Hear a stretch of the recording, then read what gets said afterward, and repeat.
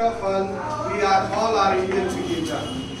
And what is the duty of Indian citizen in the Constitution? Lay down 11 duties lay down in our Constitution. You know everybody? आप लोग क्या जानते हैं हमारे संविधान में 11 कर्तव्य है नागरिकों का। अगर हम कुछ भी नहीं है तो as a citizen of India you have to follow 11 duties of whatever said by the Constitution of India. आप लोग थोड़ी सी इंग्लिश में कमजोर होंगे, हम भी कमजोर थे। हम इंग्लिश में बता रहे हैं आप लोगों को। हम 97 में पहला मैट्रिक दी और फेल कर गए। हमारी शिक्षा दीक्षा गांव से ही हुई है। मैं बहुत पढ़ा लिखा नहीं था। मेरी शिक्षा दीक्षा मैं प्राइमरी स्कूल घाघा में पढ़ा हूँ। घाघा गांव में एक प्राइमरी स्कूल हुआ करता था जहाँ से मैं 1 से 5 तक का पढ़ाई किया और मुझे ये नहीं पता 1 से 5 तक में क्वेश्चन आंसर लिखना होता है। वह लड़का आज आपके सामने बोल रहा है, ठीक है। जब मैं मिडिल स्कूल में गया तो वहाँ मुझे समझ आया कि क्वेश्चन का आंसर भी लिखना होता है, ठीक है। तो आप समझ सकते हैं कि कितनी पुअर शिक्षा हमने दी है, सुनो कितनी पुअर शिक्षा हमने ग्रहण किया है। उस समय की शिक्षा व्यवस्था हमारे सरकारी स्कूल का बहुत चरमराया हुआ था, कोई मतलब नहीं थी। सरकारी स्कूल में उन्हीं के बच्चे पढ़ते थे जो सक्षम नहीं थे प्राइवेट स्कूल में पढ़ाने के लिए।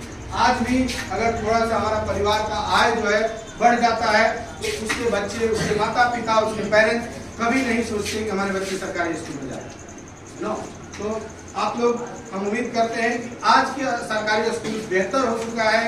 आपके जो पूर्व आपको IAS आए थे अपर सचिव श्री के पाठक सर ने बहुत अच्छा काम किया और उन्होंने स्कूल को सुधारने के लिए लाखों टीचरों की वैकेंसियां दी। ये अपर सचिव का ही वो प्रोजेक्ट कर दें कि हमको इतना टीचर की जरूरत है। स्कूल के इंफ्रास्ट्रक्चर को ठीक किया तो अभी सरकारी स्कूल पहले से बहुत बेहतर है।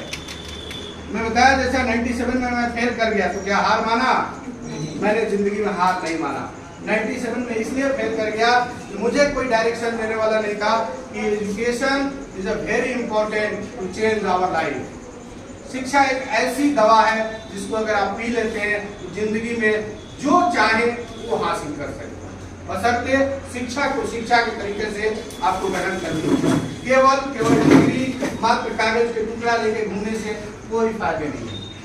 आपने जो पढ़ा है वही चित्र आपको एग्जामिनर को दिखना चाहिए।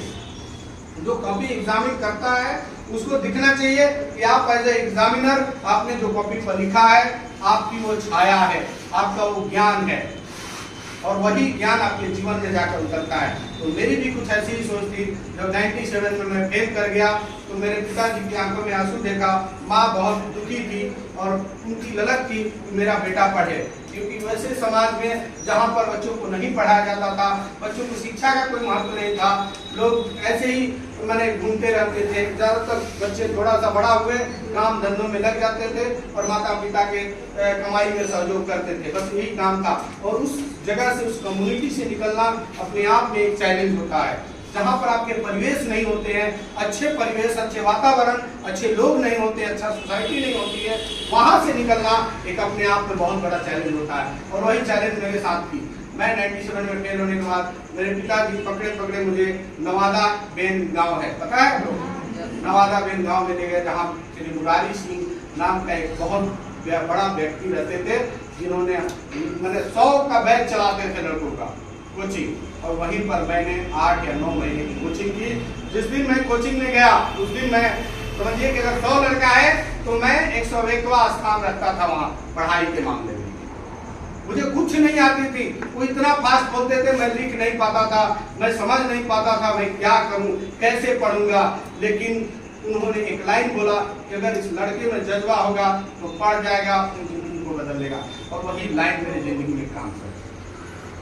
तो व्यक्ति बहुत कुछ बोलेगा लेकिन कुछ एक लाइनें आपके जिंदगी में, आपके दिमाग में घुसने वाला है, यह लाइन आपकी जिंदगी बदलने वाली है। और वह लाइन मेरी जिंदगी बदल दी जब मेरा एग्जाम हुआ, मैट्रिक एग्जाम हुआ, तो उस बैच में मैं सेकंड स्थान आ गया। 101 से कहा 2 सेकंड स्थान पर।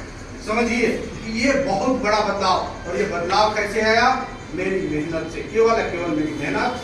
मैं ठान लिया कि मुझे पढ़ना है बस, और कुछ नहीं।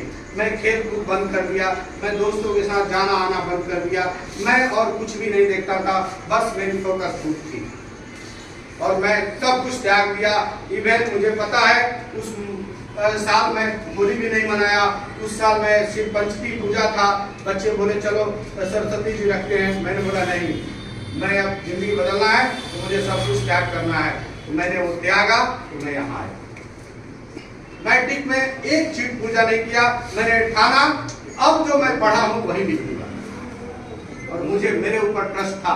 जब जिंदगी में आप जिस चीज में समय देते हैं ना, वह चीज आपका होता है। जैसे ही आप ज्ञान अर्जित करते हैं, आपके अंदर कॉन्फिडेंस बिल्डअप होता है। अपने आप को निर्माण करने के लिए आपको अधिक से अधिक ज्ञान जानना होगा। अपने आप को निर्माण करने के लिए आपको अधिक से अधिक बुक्स पढ़ने होंगे, अधिक से अधिक चीजें सीखने की इच्छा, क्यूरियोसिटी आनी होगी, आपके अंदर लालसा आना होगा, जुनून आना होगा, जानने की इच्छा आनी होगी। जैसे ही आपके अंदर ये जगाएंगे, आप अन्य लड़कों से अलग होते जाएंगे, अलग होते जाएंगे। कोई भी चीज है, एवरीथिंग, आप केवल अगर मोबाइल देखते हैं तो आप मोबाइल से ये अगर क्यूरियोसिटी आपके अंदर है, ये समझ लेना चाहिए मोबाइल किसने बनाया है, कब बना है, इसके बारे में आपको जानने की इच्छा हो जाएगी। ऐसा बनना है। अगर ऐसा बनते हैं तो आप भेड़ में चलने की आदत मत डालिए, ठीक है। भेड़ में किसी की पहचान नहीं होती है। भेड़ के झुंडों से निकलने के लिए आपको पहचान बनाने के लिए आपको अलग दिखना होगा, अपने आप को अलग निर्माण करना होगा और ये हर कोई कर सकता है। इसमें ना गरीबी, ना अमीरी, ना कोई जाति पात, ना कोई धर्म आड़े आएगा। ये सब बहाना वैसे लोगों का है जो असफल होकर प्रयास नहीं करते हैं सफल होने के लिए। वैसे लोग ही बहाना बनाते हैं। सफल लोगों के लिए आप सामने खड़े हैं। मैं इंस्पेक्टर इंचार्ज हूँ, मैं 7 साल प्रधानमंत्री सुरक्षा में रहा हूँ, जहाँ पर सोच भी नहीं सकता यहाँ से हम लोग आरा चले जाते थे तो बहुत खुश होते हैं। आज आप लोग भी खुश होते होंगे कि हमने आरा सिटी घूम के आया है। आज मैं 4 फॉरेन कंट्री घूम के आया हूँ, जर्मनी, रसिया, ब्राजील, उज्बेकिस्तान जैसे देश घूम कर आया और भारत के पूरे राज्य को भ्रमण कर चुका हूँ। ये सारी शोहरत कैसे मिली? केवल शिक्षा। अगर 97 में मैं फेल कर गया था और छोड़ देता, हार मान जाता कि अब हमसे पढ़ाई नहीं होगी, हम इस पढ़ाई शिक्षा में नहीं पढ़ेंगे, तो क्या हम बदलते? तो क्या आप भी बदल सकते हैं ना? आपको अब पढ़ना है, आज के बाद कुछ चीजें सीखनी है, कुछ सीखने को मिली तो जिंदगी में एक लक्ष्य रखना है।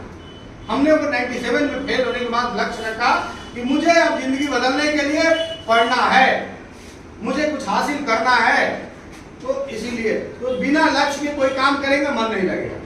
आप लोग मैट्रिक देने वाले हैं, मैट्रिक देने के बाद आप कुछ शिक्षा में जाएंगे, इंटर में, 11 में जाएंगे, आप कॉलेज में प्रवेश करेंगे।